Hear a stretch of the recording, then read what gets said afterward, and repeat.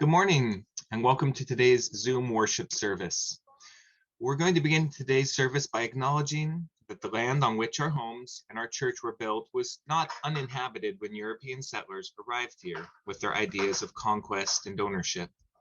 For those of us who live in Moscow, Pullman, or other nearby communities, we live on the ancestral homelands of the Nimipu, called Nez Perce by the French-speaking traders, the Palouse, and the Chichumsh, called the Coeur d'Alene. If you are joining us from another place, I encourage you to discover who inhabited or moved through the place where you now live in the times before colonization and genocide, and find out where those people are now.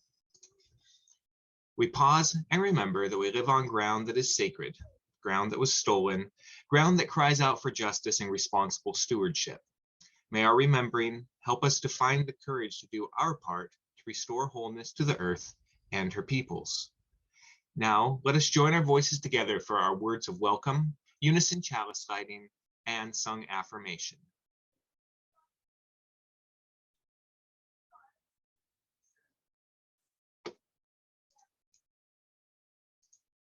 Please read the opening words together with me. Whoever you are, wherever you've come from, whatever your beliefs, whomever you love, and however bumpy your life's journey, know that you are welcome here. We hope that everyone has a chalice or a candle to light and something to light it with. Let us light our chalices together. Hi, we're the Stewarts. I'm Lena. I'm Julia. And I'm Lex. In the light of truth and the warmth of love, we gather to seek and seek to share.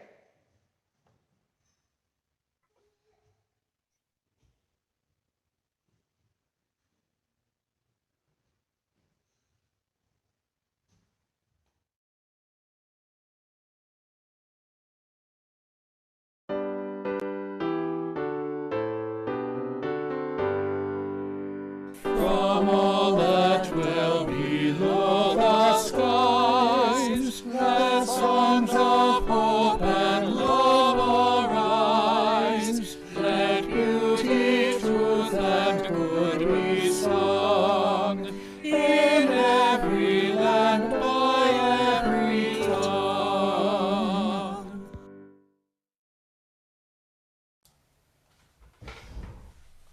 Good morning.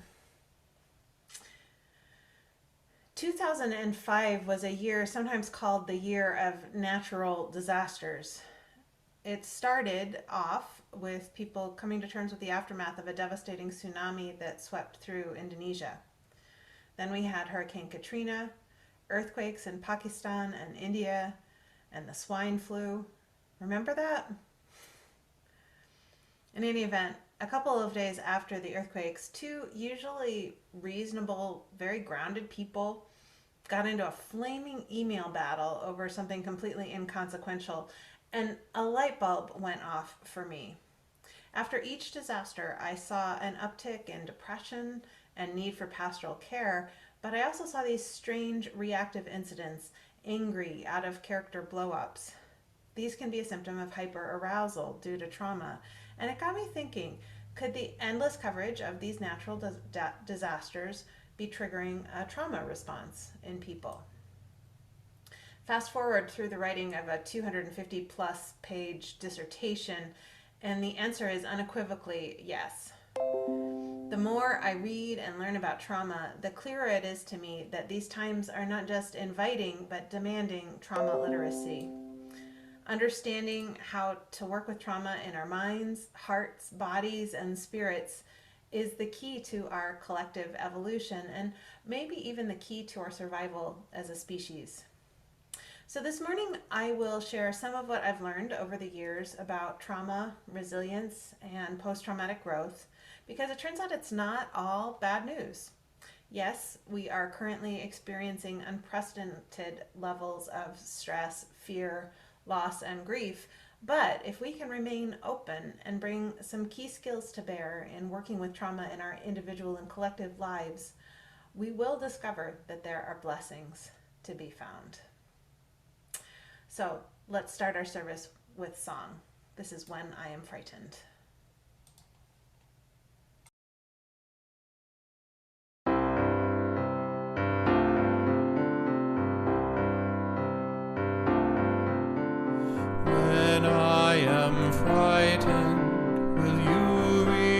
assure me when I'm uncertain? Will you hold my hand?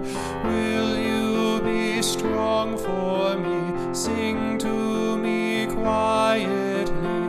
Will you share some of your stories with me? If you will show me compassion, then I may learn to care as you do. Then I may learn to care. When I am angry, will you still embrace me?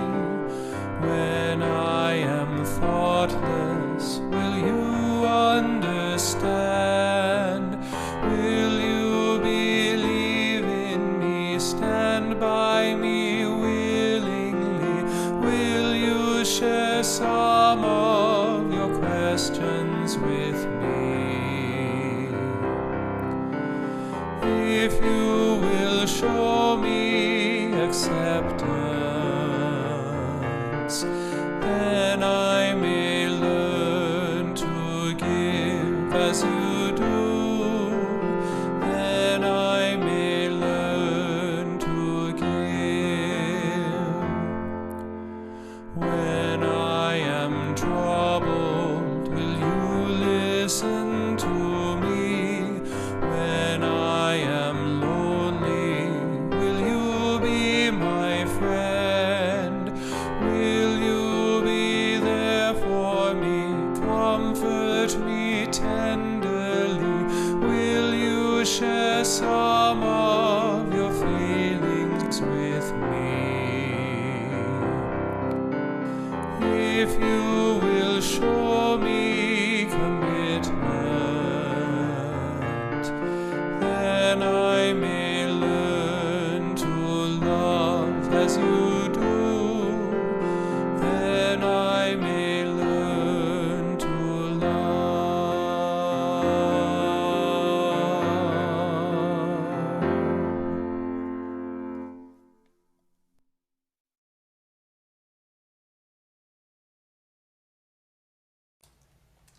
So this morning, for our Time for All Ages, I want to introduce you to a friend. This is my friend named Mary. Mary, can you come out and say hello? Hello? Mary, are you feeling a little shy? Oh goodness, you don't need to feel shy. These people are very, very kind. I promise everyone who's watching is friendly. I know, it's nerve-wracking. I invited Mary here today because she and I have been talking about some hard and scary things that are going on in her life. And we thought she might find some other kids here who maybe have some of the same scary things happening, and then she wouldn't feel so alone. Isn't that right, Mary?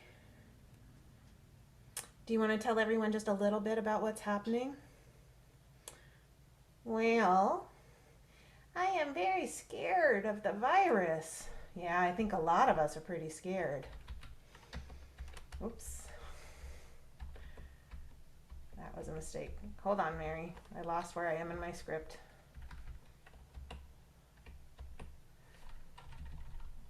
Press the wrong button. Does that ever happen to you? It does. All right. Well, we'll be patient, right? So you were saying that you're very scared of the virus.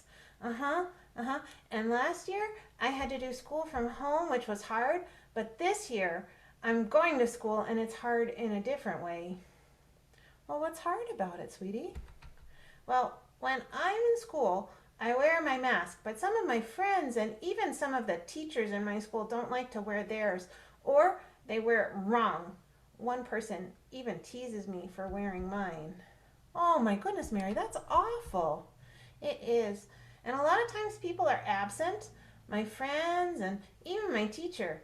I understand why. I had a cold a couple of weeks ago and I had to stay home even though I didn't feel all that bad, just in case it was COVID. But every time someone isn't there, I worry they might have it and they might get really sick and even die. That is really scary, Mary. Tell me, when you think about all this, how does it feel in your body? Well, I feel kind of sick in my tummy and my shoulders want to hunch forward like this. You kind of want to protect yourself. Draw in. Yeah, that's what I want to do. Also, I'm having a hard time sleeping and I don't know, I feel kind of jittery and nervous. Mary, that is really super normal. When we're going through hard and scary things, our body responds in exactly the way you are describing. I bet there's lots of people here who feel that way sometimes. Are there? Are there other people here who feel that way? Yeah, I see some hands. Now, Mary, I want you to do something for me if it feels okay to you. Will you close your eyes and try to remember a time when you felt really, really safe? What are you remembering? I am remembering when my mom tucks me into bed at night and reads me books and kisses me and kisses all my most important stuffies and then leaves the door cracked so it's not too dark in my room. And as you remember all this, how does that feel in your body? It feels warm and cozy. I feel happy. Good. Good. Now, staying with that memory, take a couple of deep breaths all the way down to the bottom of your belly. In and out. And in and out. Keep going. In and out. That's right. In and out. Good. Now, when you're ready, you can open your eyes. Now tell me, does your body feel different now? Yes. I don't feel as jittery. Good. That is exactly what we're looking for. So when you start to feel anxious and afraid and you notice your body hunching in, do you think you can take a few minutes and do what we just did together? Do you think you could remember being safe and cozy in your bed with your mom and your stuffies and then take a few deep breaths? Yeah, I can. Awesome. I am so proud of you. It doesn't change the fact that things are hard and scary, but it does change how we feel inside our bodies, and that can help us make better choices and find ways to have fun that are safe. Really? Really, really. There are a couple other things you can do that might help too. Do you like to drink water? I do. I'm always thirsty. I have my very own pink water bottle. That's awesome. I have my water bottle too. My favorite water bottle is blue. Blue is an okay color too. Yeah, thank you. It is. Drinking lots of water through the day will help your body feel safe and happy. Isn't that weird? A little. You may also notice that you're more tired than usual, so taking naps is a very good idea. Naps? I'm not a baby. Oh, I know you're not a baby. But I'm a grown-up. I'm an old grown-up. And I need naps sometimes when things are hard and scary. If you don't want to actually sleep, sometimes just relaxing with a book or watching a favorite show can help too. Dealing with hard and scary feelings makes our body tired, so it needs extra rest. Well, I guess that makes sense. So you'll give it a try? I'll give it a try. Good. I am so proud of you for telling the truth about how you're feeling and for being willing to take care of your body when you're feeling nervous and afraid. I am proud of me too. Now, can I go play? You can. Thank you for talking with me. You want to say goodbye to everybody? Bye!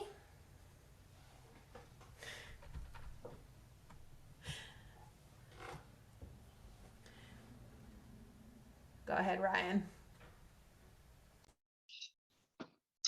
Thank you, Elizabeth, and thank you, Mary. That was a wonderful twist on our usual time for all ages. So just as we do each Sunday when we're together in person, we have set aside this time to invite you to engage in the practice of generosity. For those of you able to make a financial contribution, you'll notice 3 options for managing the logistics on your screen. We'd invite you to either copy down the information you need or simply go to the website to make a donation. The web address is in the chat. Sorry, my assistant here is still learning. Those of you who are newer or visiting from another part of the country may not be aware that we typically give away all of the cash from our Sunday offering to local charities whose missions align with our values, a program we call the Month of Sundays. This month, we're raising money for Inland Oasis and their new West Side Food Pantry. There's more information about them in the newsletter and also on their website. If you donate online, you can choose from the drop-down menu where you'd like your money to go. If you're mailing or dropping off a check, just indicate in the memo line whether it's for Month of Sundays or the general fund. Now, in the spirit of love and for the continuing work of this church, we'll take some time to practice generosity together as the offertory is played.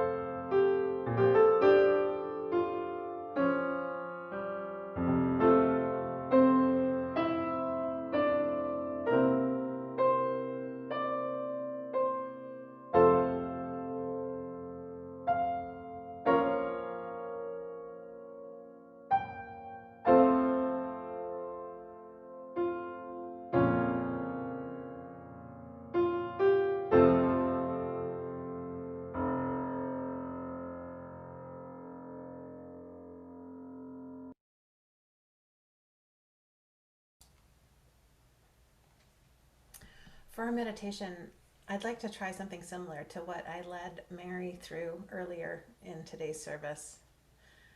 If you are comfortable closing your eyes, I'd invite you to do so.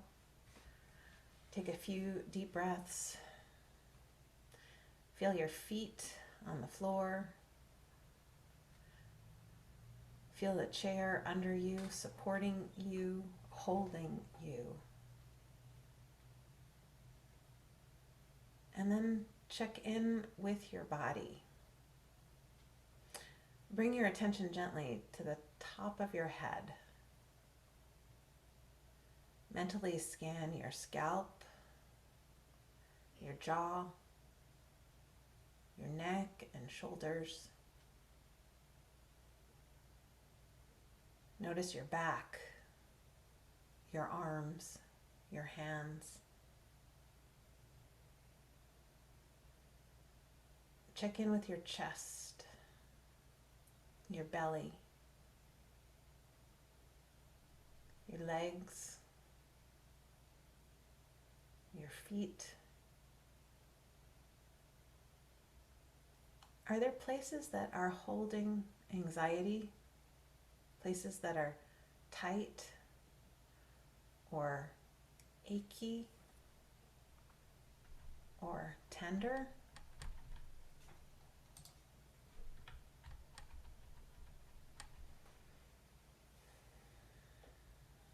Now, remember a time when you felt absolutely safe and completely supported. Surround yourself with that memory and send that safe and supportive energy to the places in your body that are holding tightness or aches or tenderness.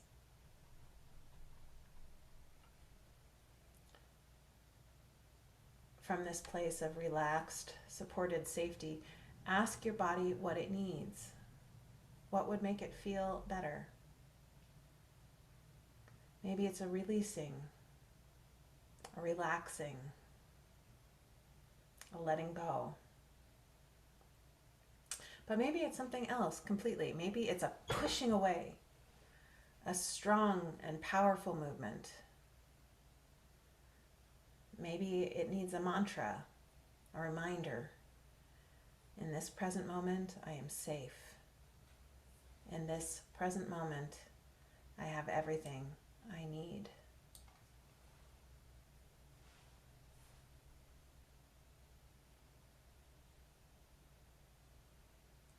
It is hard being human in these times. There are so many difficult and scary things that we're holding, that we're carrying. But here is another undeniable truth. Each of us has access to our own deep wisdom right here in these bodies.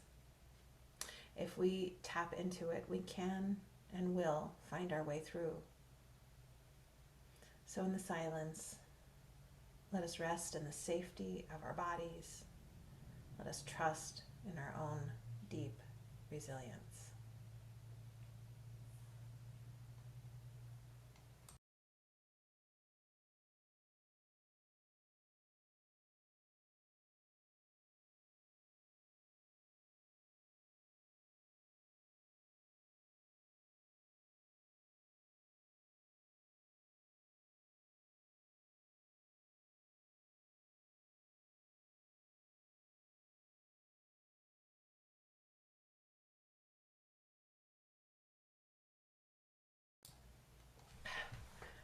God, I love that video.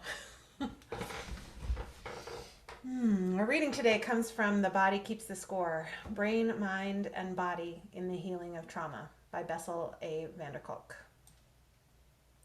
The brain disease model overlooks 4 fundamental truths. 1. Our capacity to destroy one another is matched by our capacity to heal one another. Restoring relationships and community is central to restoring well-being. 2. Language gives us the power to change ourselves and others by communicating our experiences, helping us to define what we know and finding a common sense of meaning. 3. We have the ability to regulate our own physiology, including some of the so-called involuntary functions of the body and brain, through such basic activities as breathing, moving, and touching. And 4, we can change social conditions to create environments in which children and adults can feel safe and where they can thrive. When we ignore these quintessential dimensions of humanity, we deprive people of ways to heal from trauma and restore their autonomy. Being a patient rather than a participant in one's healing process separates suffering people from their community and alienates them from an inner sense of self.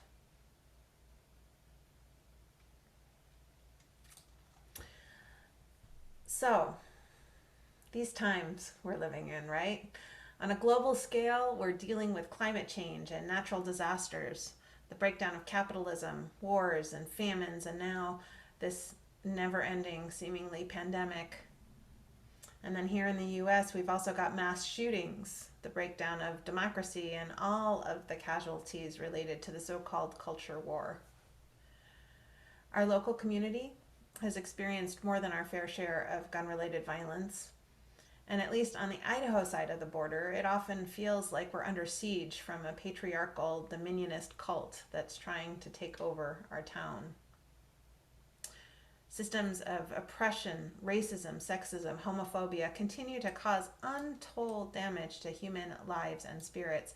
And as we become aware of that damage, both historically and in the present, we have to hold all the complex feelings that arise in response.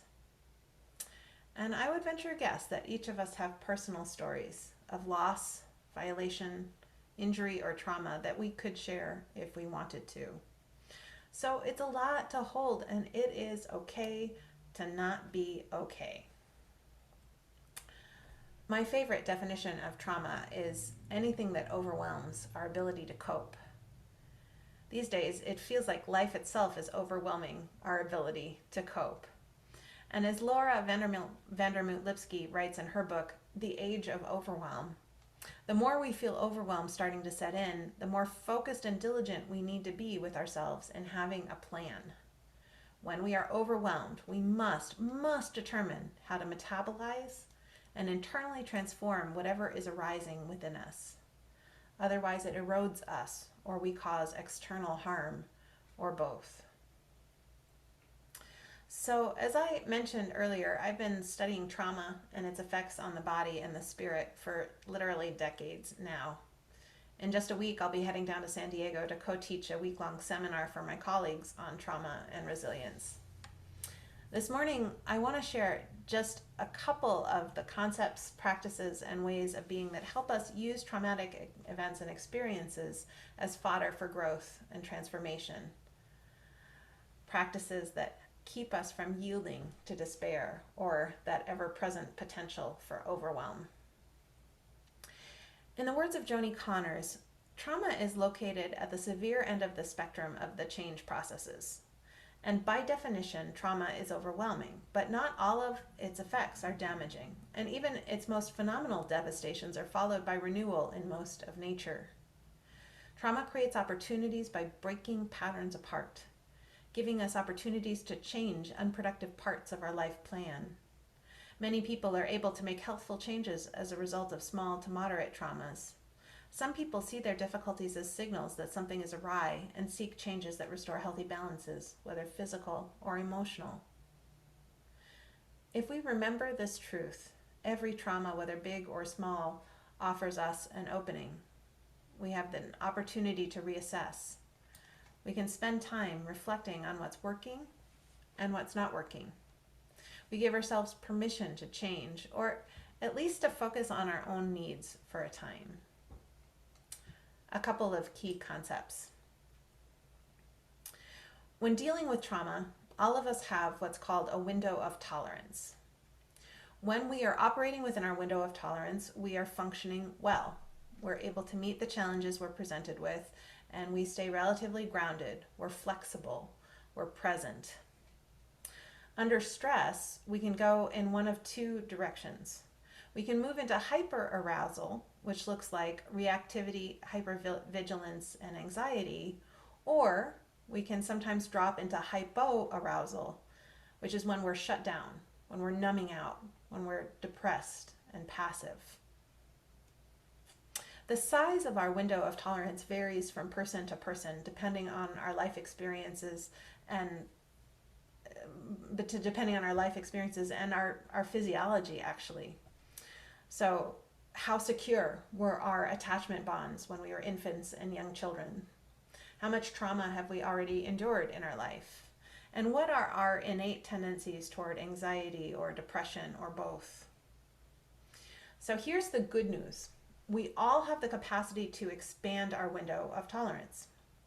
The secret to doing so lies in spending time at the edges.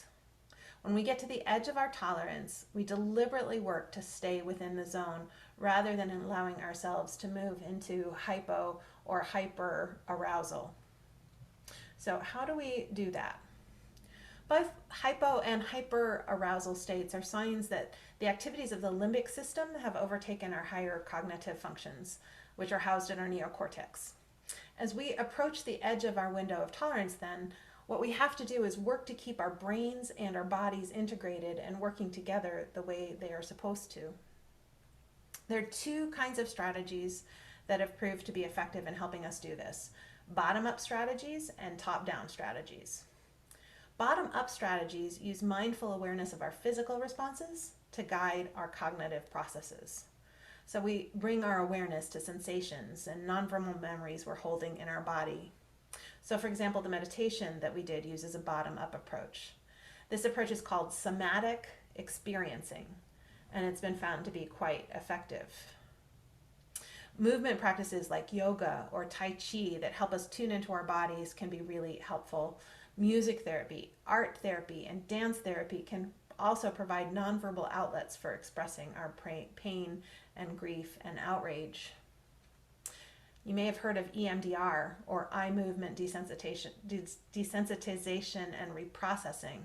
This is a therapy that involves bringing distressing events to mind while a therapist applies bilateral stimulation. So sometimes it's light, sometimes it's tapping. It's been really effective for quite a lot of people. Scientists don't entirely understand why, but the theory is that it has something to do with kindling connections across the hemispheres of the brain. Now, top-down strategies bring our higher cognitive processes to bear.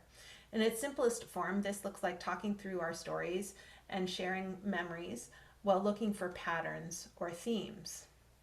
But there are ways to play with this, to say, imagine the story unfolding in black and white, to try and watch it backwards, or even tying it down to a very detailed timeline.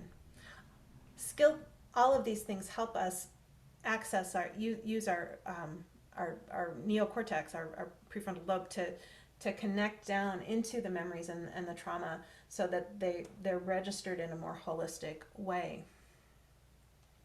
Skilled therapists are able to use a combination of bottom-up and top-down techniques to help their clients come back into the window of tolerance. But we can also do this for ourselves. My own window of tolerance has expanded a lot over the years. I've had help from skilled therapists, of course, but I've also incorporated these kinds of practices into my daily life. One of my favorite journaling exercises involves doing a body scan, like we did in the meditation, and then asking myself 3 times in succession a question like, what do I need? Or what is true for me right now? I've gotten a lot of benefit from yoga, both in classes and on my own. Deep breathing, knitting, mindful walks, time in nature, all of these things help. However, my mindfulness practice may be the one thing that I found most useful. When something is hurting or making me anxious, I try to bring a gentle, loving attention to it, like a mother tending to her child. I listen to what it's trying to tell me, and I ask it what it needs to feel safer. What I've witnessed in myself and in everyone I've ever offered pastoral care to is that we all have an inner teacher, and that inner teacher is incredibly wise. If we engage that wisdom and lean into it, we find a way forward. In other words, we develop our capacity both to self-monitor and to self-soothe. When I find myself on the edges of my window of tolerance, I've learned to breathe into the discomfort of that. I remind myself it's not a bad thing. This is just a part of being alive. I also remind myself I've been here before, and it didn't last forever. At some point, that feeling of being stretched to the max eased, and my capacity to hold suffering and to hold all of the richness of life just sort of expanded. And this is what post-traumatic growth looks like. We endure the discomfort at the edges. We engage in practices to help us self-soothe and become more self-aware. And eventually things shift and we discover how resilient we are. We're able to move forward with more grace and a deeper compassion.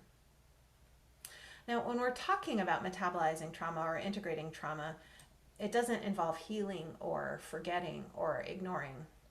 Rather, we're cultivating an ongoing relationship with it. We're learning to hold it, to be present to it without getting flooded or overwhelmed.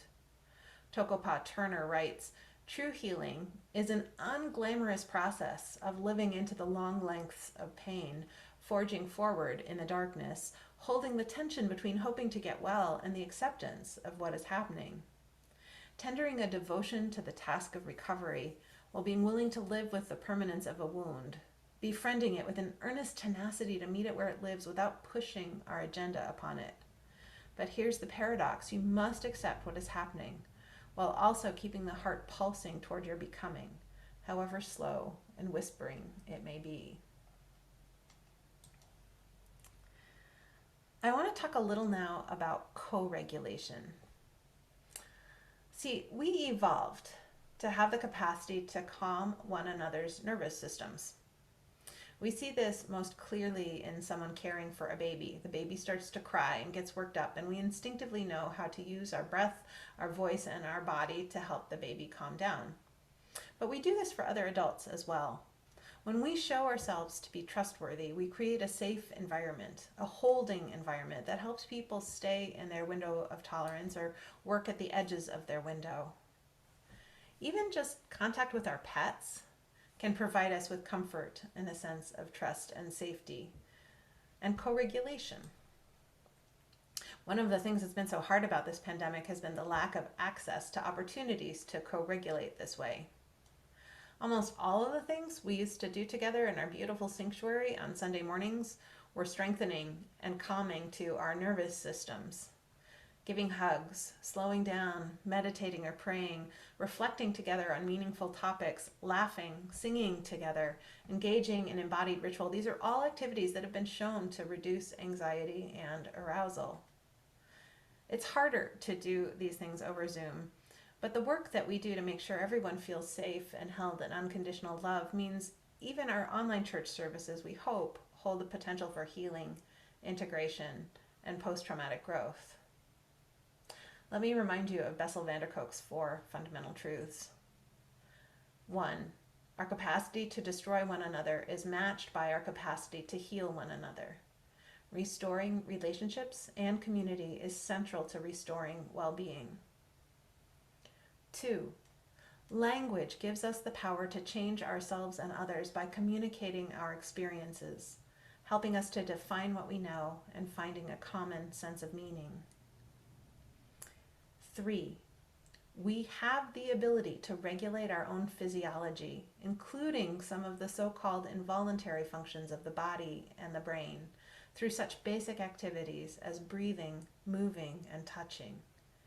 And 4.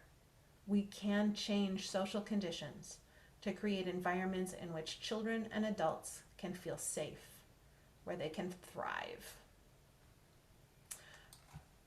We are living in this time of unprecedented stress, and we could allow that to break us. We could use it as an excuse to hide from the world, to turn away from suffering, to avoid acting in ways that might alleviate some of that suffering. But the faithful response, the ethical response, the loving response is to stay open to the world and to one another. The faithful, ethical, and loving response is to do the work to expand our window of tolerance, to integrate, to expand our capacity to hold trauma and suffering. The faithful, ethical, and loving response is to grow through these challenges, becoming more generous, courageous, compassionate, and wise. If we do this, the burdens we bear will become our teachers. They'll guide us into new ways of being human. Our stories of loss and trauma have the power to transform into stories of resilience. And our painful experiences will transform us, our beings, into blessings. So this is the leading edge of our process of collective evolution, our process of becoming. May we lean into it. And above all, may we remember that we don't have to do any of this work in isolation. We're in this together, and I can't imagine any finer company. So be it, and so may it be. Let's sing together now. Life calls us on.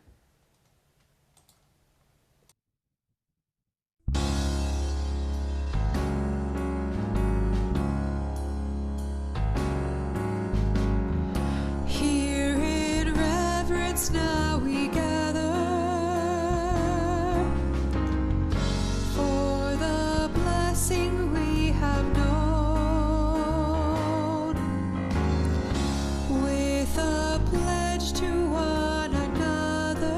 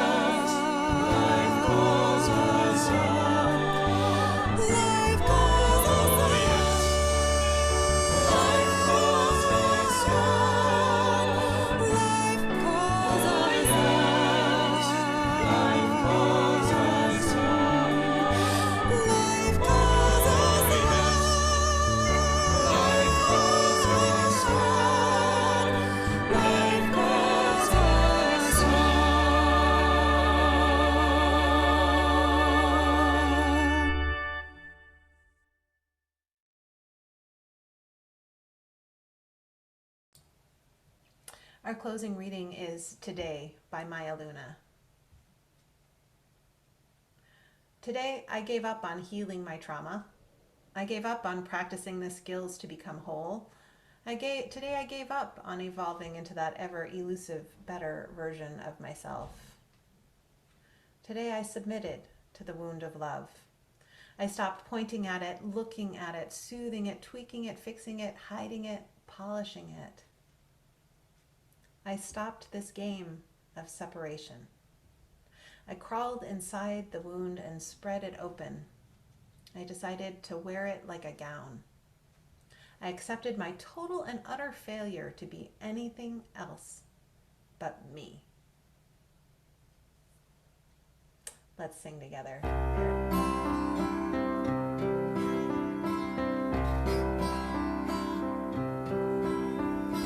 There is a love holding me. There is a love holding all that I love. There is a love holding all. I rest in this love. There is a love holding us. There is a love holding all that we love. There is a love holding all. We rest in this love. We rest in this love. We rest in this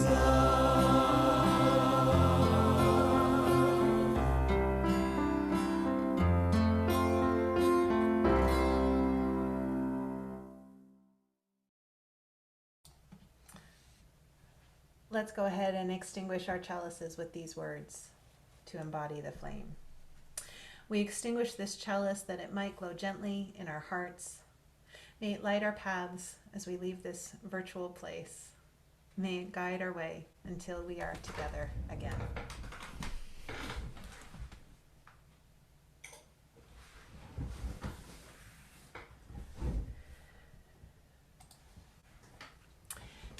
Dear ones, be gentle with yourselves. These are really challenging times. And I think all of us are riding the edge of our zones of tolerance day to day as this just goes on and on. But all of us too have that inner strength and resilience. We can find our way through to the future and back to each other. So know that you are safe and loved and held. Know that you are wise and strong and resilient.